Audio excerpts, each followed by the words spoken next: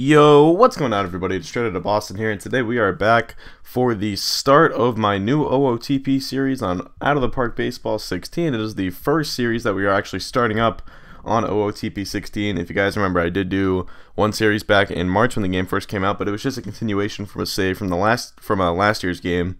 So we are ready to start up our new series. It is going to be with the Colorado Rockies. They did win the fan vote in the poll from my channel update. I think they had, at the time that I checked, which was, I don't know, 20 minutes ago or so, I think they had 150 votes, and the A's were second with 117, and then I think it went Reds with like 95 and Brewers with 80 or something.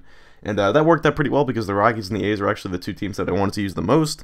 And we're going to go with the Rockies for now.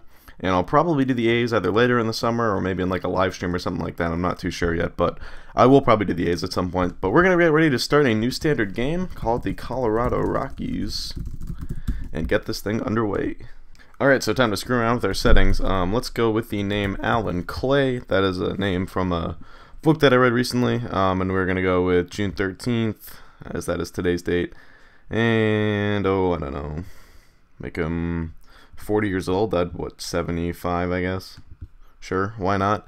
Manager and GM, playing commissioner mode, cannot be fired. So I don't know, one of these times I might just try doing like general manager only, but for now I like having full control. We can play around with that maybe in a later series, but I do want to do this one as a pretty normal series. So alright, we will do the Colorado Rockies, get this thing started, and this episode's going to be pretty short. We're really just going to kind of go over the roster, see what the team looks like, and also I do want to explore or look at the free agency list at some point. But anyway, the big question with this team is what are we going to do with Troy Tulowitzki and or Carlos Gonzalez? So Tulowitzki has been you know, the center of trade rumors for a while now. His name comes up really every year due to, you know, a bunch of reasons. The Rockies haven't been good lately. Really, they haven't made the playoffs since 2009.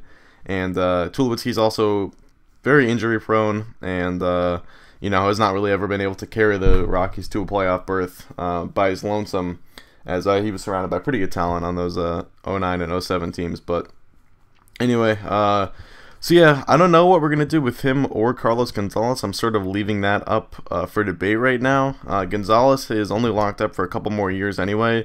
Tulowitzki's locked up through 2020, Gonzalez only through 2017, and he actually has not been that good lately. He wasn't very good last year. He has not been good this year, I don't believe. And his rating kind of reflects that he's not only a 4-star player, unlike Tulowitzki, who's a full 5-star player. But anyway, this team also has some other veterans: Nick Hundley, Justin Morneau,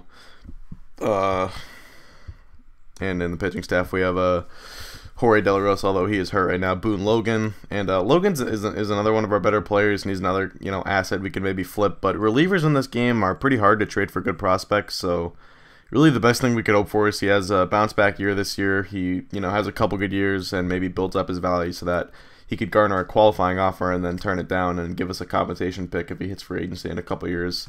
That's really the best we can hope for now.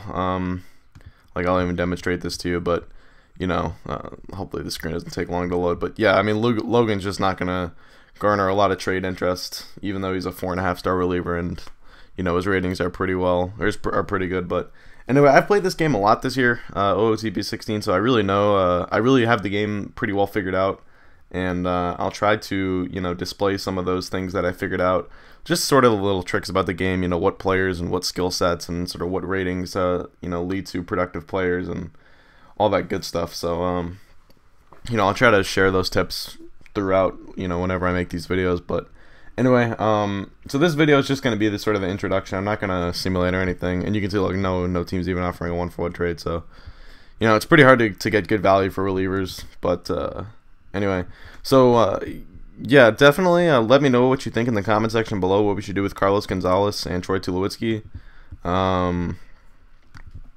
and I will look at your guys' input and see what you guys think. And yeah, I mean, definitely the big problem with this team, not only at the major league level, but also in our farm system, is pitching.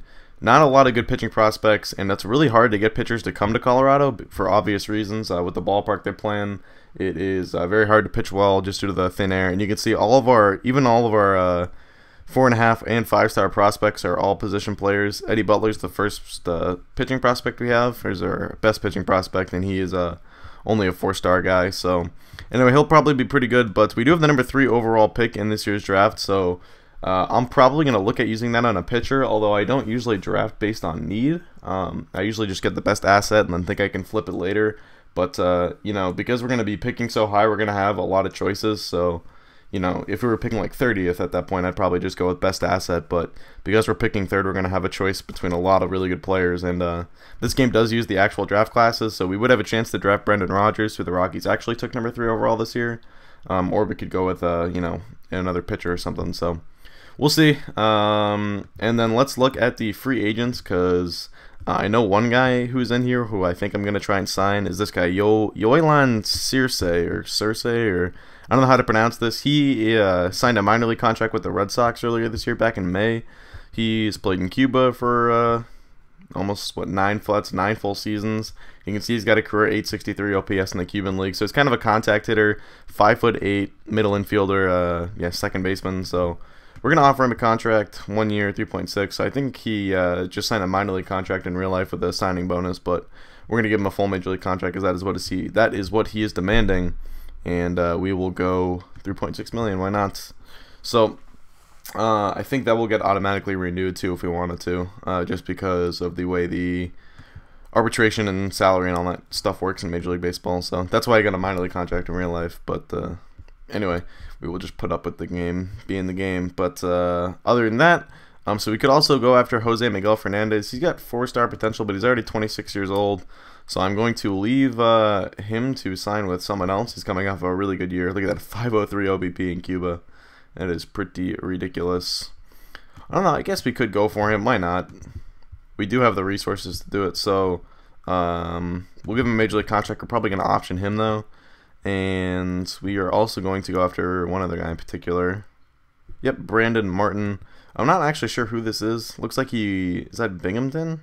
I thought the Binghamton Mets were a higher, I thought they were like AAA, but I'm not sure. Anyway, this guy just projects as a good fielder. Could be a good backup for us at some point, and you know, he's got 2.5-star potential. So anyway, the name of the game really is asset collection when it comes to a simulator like this. You really just want to build up your assets as much as possible, and then, you know, like in this other save that I have, I won't show it to you, but you can see I have this, actually, this is just the same game, but I have this Red Sox save going on. You can see I'm already all the way up to 2085. I've basically been playing that ever since this game came out, and, you know, when you take control of a team like the Red Sox and they have all the assets and resources in the world, you can pretty much, you know, go out and get whoever you want. So that's really the name of the game in this, is asset collection. That's what we're going to try and try hard to do. That's what I meant to say. And yeah, so that's pretty much going to do that. So the next episode will be the draft and the trade deadline video, which is pretty much the mid-season. And that is that. So thanks for watching, guys. Hope you did enjoy. Hope you're excited for this new series. Episode 2 will be out tomorrow. And I'm out. Peace.